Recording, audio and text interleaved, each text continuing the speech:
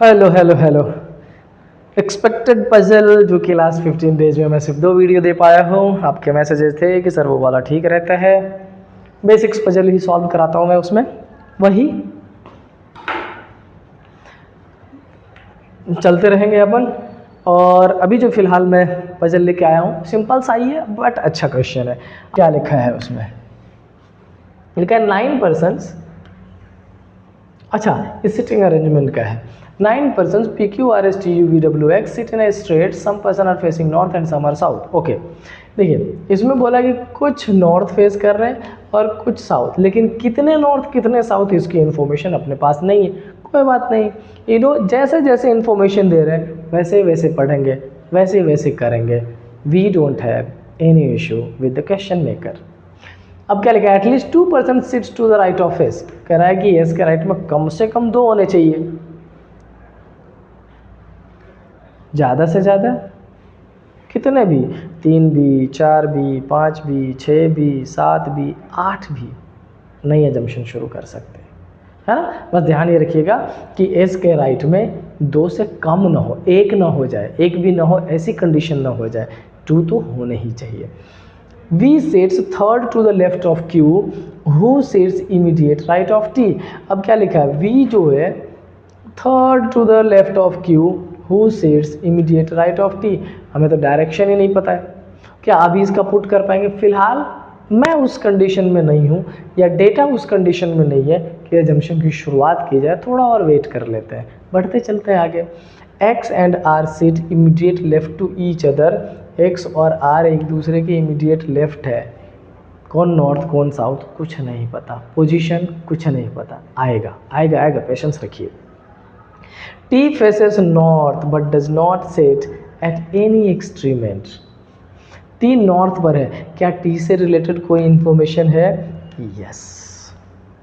T अगर north में है और Q उसके इमीडिएट राइट में है तो बेसिकली कह रहा है कि ये T की पोजीशन नॉर्थ फेसिंग और Q उसके इमीडिएट राइट में। देन और अब क्या लिखा है? V sits third to the left of Q। अच्छा Q अगर नॉर्थ फेस कर रहा होगा तो 1 2 और थर्ड लेफ्ट किसका है? V का। और अगर T की पोजीशन में यहाँ लेके नॉर्थ, Q यहीं आता, साउथ कर देता, तो फर्स्ट सेकेंड और ये 2 एजम्पशन की शुरुआत अपन कर सकते थे। देखा कैसे कनेक्टिविटी हुई। अब अपने पास ये X और R की पोजीशन बच रही है और किसकी पोजीशन बच रही है? एटलीस्ट 2 पर्सन S की पोजीशन बच रही है। देखेंगे आगे चलते हैं। Q does not face south. Low Q south भी नहीं फेस कर रहा है, Q कहाँ फेस कर रहा है? नॉर्थ। इसका मतलब ये जो है, ये जो कंडीशन है, कौन से वाला? ये वाला, ये अब अपने लिए ज़रूरी नहीं है, तो लो इसको हटा दिया मैंने, ख़त्म, इसी पे बनेगा। आगे देख लेते हैं। P sits fourth through the right of V। अच्छा इस V के फोर्थ राइट में P है, फर्स्ट सेकेंड थर्ड फोर्थ। अब समझो, अगर V की पोजीशन दो 1 T Q, एक में V को साउथ बिठा दिया, एक में V को नॉर्थ। अच्छा P उसके फोर्थ राइट में, क्या लिखा? P sits fourth to the right, fourth right में, first second third and fourth. और अगर यहाँ लिया तो 1 2 3 एंड फोर्थ। साउथ मतलब राइट इधर, नॉर्थ मतलब राइट इधर। 1 2 3 4 5 6 7 8 पर्सन, 1 2 3 4 5। आप देखें ना इसमें से भी कोई एलिमिनेशन होगा, बहुत जल्दी होगा। आगे चलिए। At least 3 person sets between R and U। कह रहा है R और U के बीच में, R और U के बीच में कम से कम 3 तो चाहिए ही चाहिए, ज़्यादा आपकी मर्जी, जितने पॉसिबल हो कर लेना arrange. Next, T sets fifth to the left of S। Fifth left का मतलब T और S के बीच में 4 पर्सन होंगे। अब देखो S की पोजीशन यहाँ कहीं दी गई है, at least 2 person sit to the right of S। S के राइट में मिनिमम 2 तो चाहिए चाहिए, मैक्सिमम आपकी मर्जी, जितना पॉसिबल हो अरेंज कर लेना। X and R sits immediate left to each other. X और R को इमीडिएट लेफ्ट बिठाना पड़ेगा। क्या मैं पुट कर सकता हूँ? कोशिश ही नहीं करूँगा अभी। क्यों? क्योंकि यहाँ पर जो गिवन है वो इधर कनेक्टिविटी के हिसाब से चेक करें तो हमारे पास एक इन्फॉर्मेशन दी गई है, बाकियों की नहीं। क्या T का अरेंजमेंट करें? Let's make it. अच्छा टी की पोजीशन ये रही, टी और एस के बीच में कितने पर्सन है, 4 पर्सन। एक बार दोबारा पढ़ लो, T sits 5th to the left of S.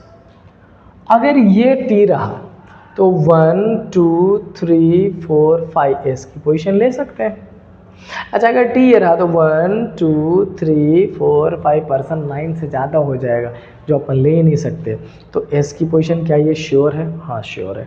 अगर यहाँ पे ले लिया तो एस के अगर इमीडिएट लेफ्ट में मेक श्योर क्या लिखा है, T sits 5th to the left of S, तो हमें इस एस को कहाँ दिखाना पड़ेगा, साउथ, तो उसके 5th लेफ्ट में हो गया।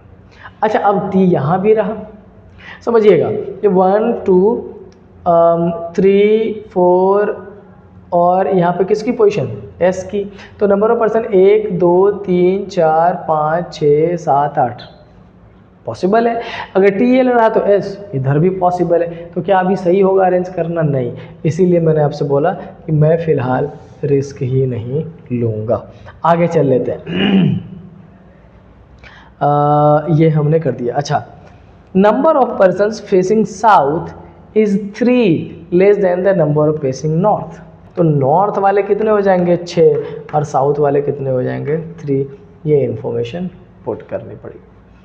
अब हमारे पास जो भी इंफॉर्मेशन है सब हमने यहाँ पर पुट कर रखा है और उस बेसिस पे एलिमिनेशन करने वाले हैं। अब जो है इसको एक बार दोबारा रिपीट करिए, आपका सोल्यूशन सामने होगा। क्या लिखा है, at least 2% seats to the right of S. S अगर साउथ में है तो इसके राइट का मतलब है कि कम से कम 1 पर्सन और पुट करे तो 2 होगा। 1 2 3 4 5 6 7 8 9 अरेंज हो गया, हाँ हो गया। क्या पहले लाइन को हमने 100% क्लियर कर लिया, हाँ कर लिया। क्या एस और टी के बीच में 1 2 3 4 और टी की पोजीशन सेटल डाउन कर ली, हाँ कर ली। अच्छा अब आर और यू की पोजीशन रखनी है और मिनिमम इनके बीच में 3 पर्सन होना चाहिए। इन्फॉर्मेशन क्या है, आर और यू,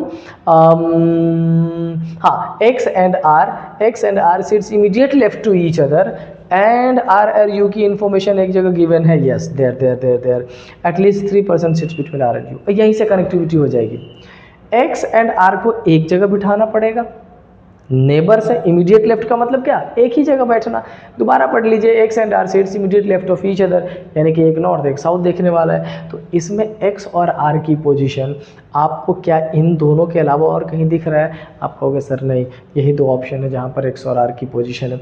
अब मुझे ये बताओ, सिंपल सी बात बताओ, अगर मैंने यहाँ पर एक्स की पोजीशन रख दी तो क्या आर के लिए 1 2 3 एटलीस्ट हो पा रहा है, नहीं हो पा रहा है। अगर मैंने एक्स की यहाँ रख दी तो भी हो पाएगा क्या, 1 2 3 हो पा रहा है। तो हमने ये पोजीशन किसको दे दिया, एक्स को, क्यों, आर और यू के बीच में 3 पर्सन है, किसको पुट करेंगे, पहले मैं इसको हटा दूं, यहाँ पर जो है किसको पुट कर दिया, आर को, आर और यू के बीच में मिनिमम 3 1 2 3, ये पोजीशन किसको दे दिया, यू को। अच्छा ये किसको दे दिया, एक्स को, दोनों एक दूसरे के इमीडिएट लेफ्ट में है। अगर इसको नॉर्थ दिया ये इमीडिएट लेफ्ट, इसको साउथ दिया ये इमीडिएट लेफ्ट, हो गया। अच्छा अब देखें ना, साउथ में 3 ही दिखाने हैं ना, 3 में 1 2 3 साउथ में दे दिया तो ये भी नॉर्थ, ये भी नॉर्थ, उसके बाद ये पर्सन नॉर्थ, ये नॉर्थ, सारे ही नॉर्थ। एक पर्सन बचा कौन सा, P Q R S T U V W, यहाँ पर किसको पुट कर दिया, डब्ल्यू को। क्या सारे कंडीशन सेटल्ड हो गए, हाँ हो गए। क्या ये अरेंजमेंट पूरा हो गया, हाँ हो गया।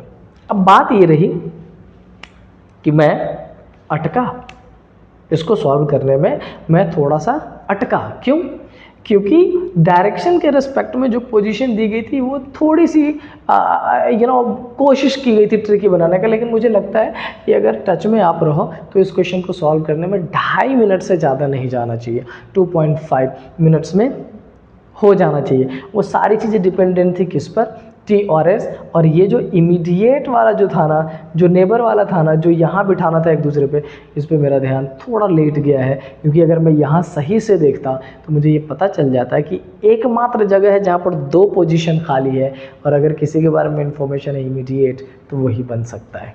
ठीक है, यही है पजल, कभी बहुत जल्दी कभी बहुत लेट, लेकिन हमें कोशिश करनी है कि हमेशा बहुत जल्दी वाली कंडीशन में रहे। करते रहिए सॉल्यूशन, कोई इशू नहीं है, सीखते रहिए, हमेशा ट्राई करते रहिए, अपने से सॉल्यूशन करते रहिए और बढ़ते रहिए आगे। मिलते हैं नेक्स्ट क्लास में। टिल देन स्टे हैप्पी, जय हिंद।